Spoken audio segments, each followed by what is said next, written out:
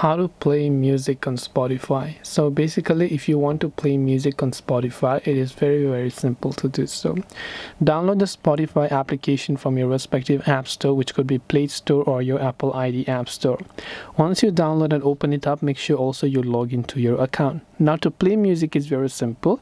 You can simply search for a song that you'd like to listen to. You can explore some of the popular artists, playlist, music, podcast, or other options as such. So it's not only limited to music, you have audiobooks, you have podcast or other options as such within these.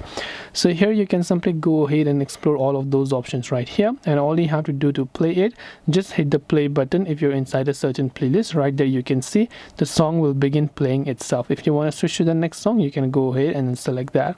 So I hope that this video helped you. If you have got any further questions, feel free to also leave them down in the comment section below. As always, thank you very much for watching till the end of this tutorial, and see you soon in our next video.